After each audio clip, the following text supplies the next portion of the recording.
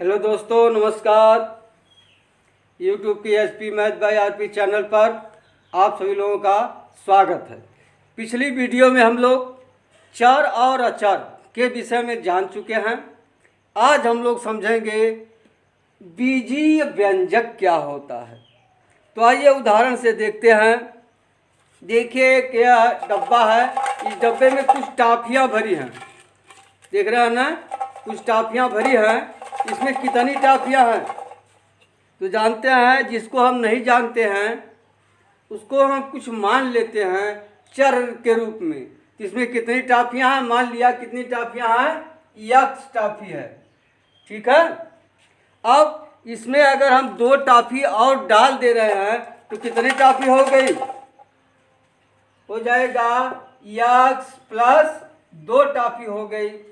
अगर इसमें से हम 3 टॉफी निकाल ले रहे हैं, 3 टॉफी इसमें से निकाल लिए तो इसमें कितनी टॉफी बच गई, यक्स माइनस 3 टॉफी बच गई। ठीक है। इसी तरह से और उदाहरण देखिए। हमारे पास कुछ कलम हैं। देखिए 4-5 कलम है, 1 2 3 4 5, सबके मूल्य बराबर हैं। एक कलम का दाम 2 रुपये है। एक कलम का दाम 2 रुपये है तो 2 कलम का कितना होगा, 4 रुपये। 3 कलम का कितना होगा, 3 दूनी 6 रुपये। और 4 कलम का होगा 4 दूनी 8 रुपये। 5 कलम का होगा 5 दूनी 10 रुपये। इसी तरह से यक्स कलम का मूल्य क्या होगा, बोलिए। एक कलम का दाम 2 रुपया है तो यक्स कलम का मूल्य क्या होगा, 2 यक्स रुपये होगा ना।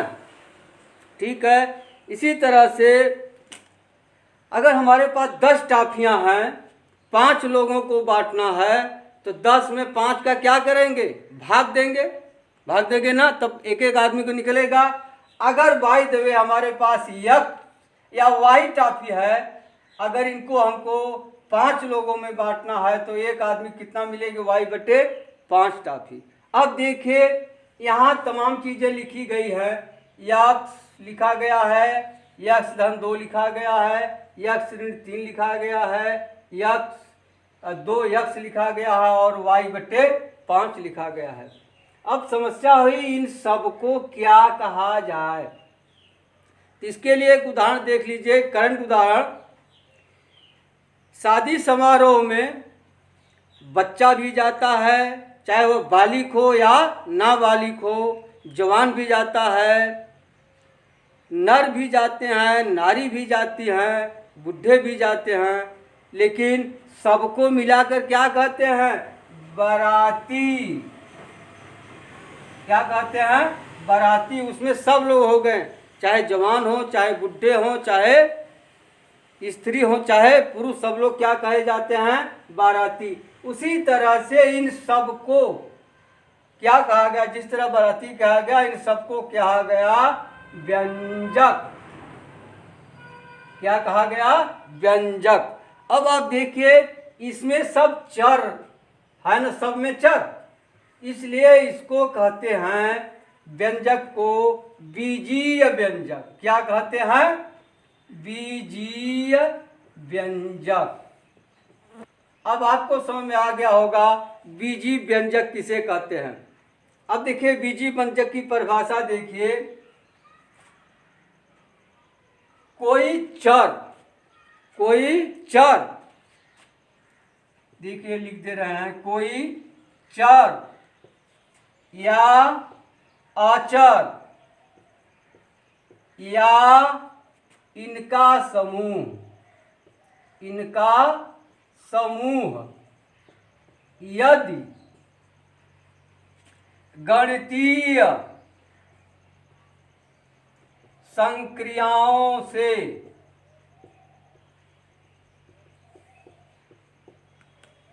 गणितीय संक्रियाओं के, इससे लिखिए, गणितीय संक्रियाओं के चिन्हों से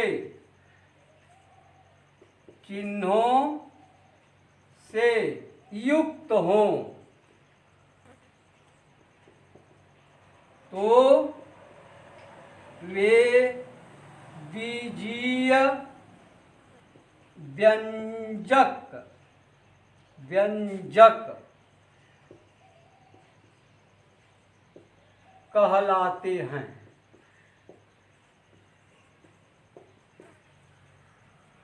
समझ लीजिए, कोई चर या अचर या इनका समूह यदि गणितीय संक्रियाओं के चिन्हों से युक्त हों तो वे बीजीय व्यंजक कहलाते हैं। अब आप देखिए, इसमें यह यक्ष लिखा है, इसके पहले एक है, एक और यक्ष के बीच में गुणे का चिन्ह है। देखिए गणितीय संक्रिया में गुणे का चिन्ह है, और यहाँ यक्ष धन 2 है, यह चर है यह अचर है, इसके बीच धन का चिन्ह है। यहाँ यह चर है यह अचर है, इसके बीच क्या है, माइनस या ऋण का चिन्ह है। यहाँ 2 और यक्ष है, इसके बीच गुणे का चिन्ह है। और देखिए यहाँ y और 5 है, इसके बीच भाग का चिन्ह है, यानी बटे है। इन सबको क्या कहा गया, बीजीय व्यंजक।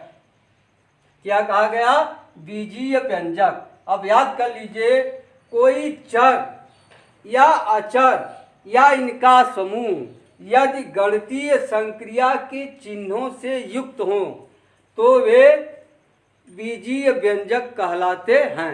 अब आइए देखिए,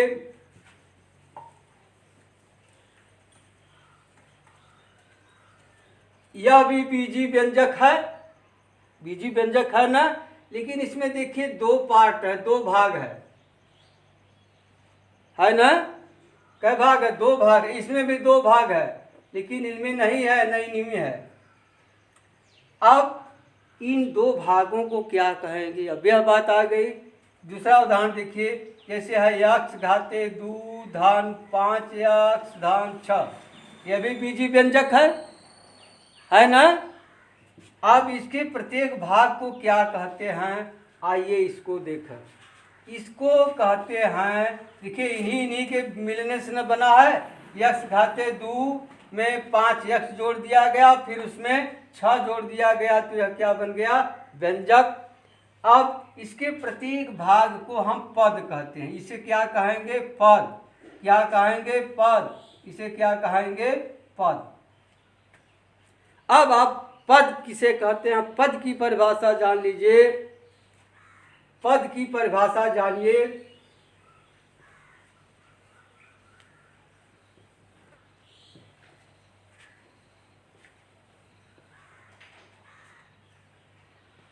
पद किसे कहते हैं, अब देखिए पद किसे कहते हैं, किसी आंकिक संख्या या चर संख्या या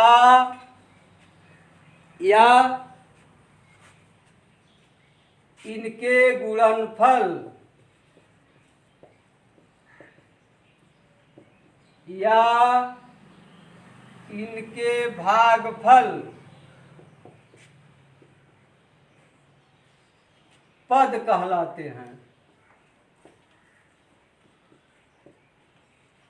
पद कहलाते हैं, ठीक है।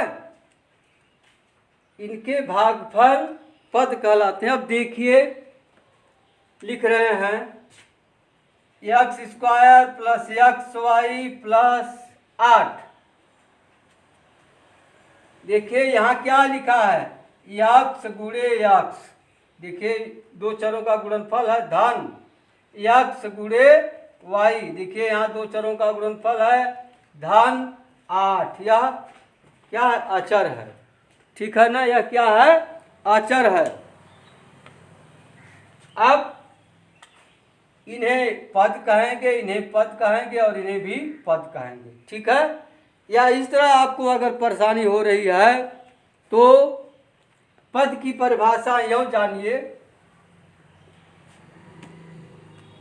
2 धन धन, ध्यान दीजिए कि बीच में जो भी राशियां होंगी वह पद कहलाएगी, या ऋण ऋण के बीच में जो भी राशियां होंगी सब पद कहलाएंगी, या धन ऋण के बीच में जो भी राशियां होंगी पद कहलाएंगी, या ऋण धन के बीच में जो राशियां होंगी पद कहलाएंगी।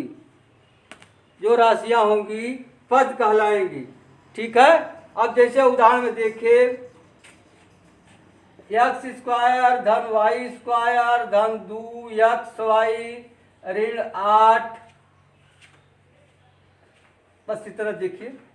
अब देखिए हम जो बता रहे हैं, दो धन धन अथवा ऋण ऋण अथवा ऋण धन के बीच, देखिए यहाँ धन है, यहाँ धन है, छिपा है धन, इसके बीच को क्या कहेंगे? पद कहेंगे।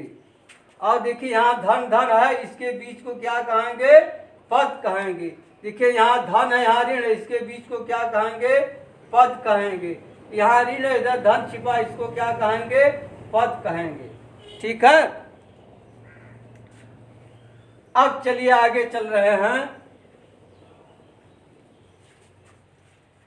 पद आप जान गए। बस ये देखिए आसान है, दो धनात्मक या ऋणात्मक चिन्हों के बीच को पद कहते हैं। आप जानिए, इसी तरह से निकाल लीजिएगा। अब प्रत्येक पदों का किन संक्रियाओं से पद बना है वो देख लीजिए। इसे कहते हैं पेड़ वृक्ष।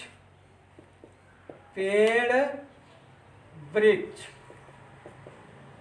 अब जैसे देखिए उदाहरण दूसरा, x घाते 3 धन वाई स्क्वायर ऋण 4 x स्क्वायर वाई स्क्वायर ऋण 3 x वाई ऋण 5।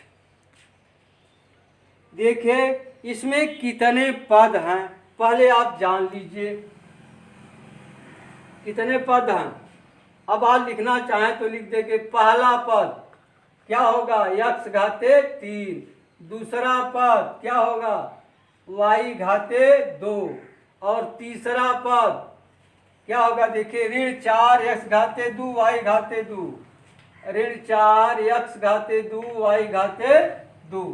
और चौथा पद होगा ऋण 3 x y। और पांचवा पद होगा ऋण 5। एक चीज ध्यान रखिए आप, अगर कोई आंकिक संख्या है, अगर वह अकेले है तो उसे आप बीजी व्यंजक मत समझिएगा।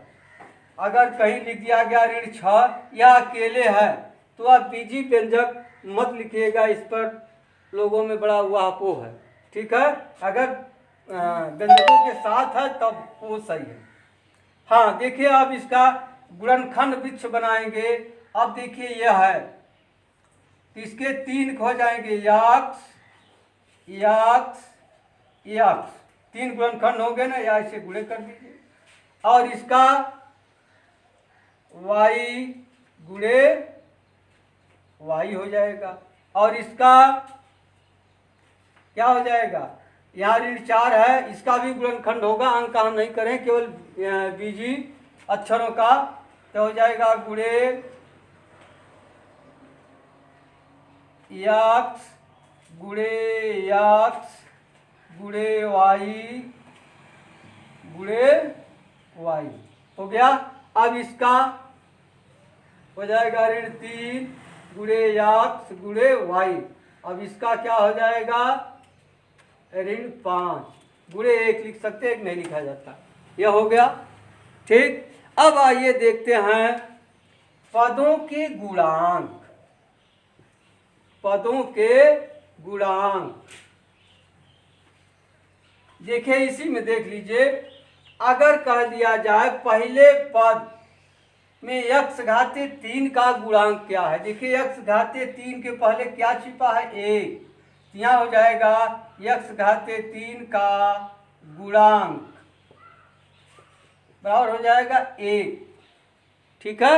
अब दूसरे पद में y घाते 2 का गुणांक क्या हो जाएगा? 1। अब देखिए तीसरे पद में यहाँ हो जाएगा x घाते 2 y घाते 2 का गुणांक, तो हो जाएगा ऋण 4। अब देखिए इसमें किस तरह से लिखा जाता है। अगर इस तरह पूछ दिया जाए y घाते 2 का गुणांक। देखिए इसमें चर्चा हो रहा है। तो y घाते 2 का गुणांक जिसका नाम लिया जाए उसको छोड़कर सभी जो इसमें होंगे चर या चर क्या गुणांक कहलाएंगे। तो हो जाएगा ऋण 4 x घाते 2। इसको इसका गुणांक निकालना है तो जो इस पद में है सब लोग गुणांक हो जाएंगे। अगर पूछ दे x घाते 2 का गुणांक तो क्या हो जाएगा, इसको छोड़ दीजिए, शेष सबको लिख दीजिए, ऋण 4y²। अगर पूछता है ऋण 4 का गुणांक तो ऋण 4 को लीजिए, ठीक है, इसको बंद कर दिए। बचा क्या, x घाते 2 y घाते 2, x घाते 2 y घाते 2। यानी इसमें जिसका गुणांक पूछ रहा है पद में उसको छोड़कर सभी को लिख देना है। अब इसमें अगर पूछ दे x y का गुणांक तो क्या हो जाएगा -3। अगर केवल x का गुणांक पूछता है, x का गुणांक, तो क्या लिखेंगे, x को छोड़कर सभी चीजें लिख देंगे, ऋण 3y।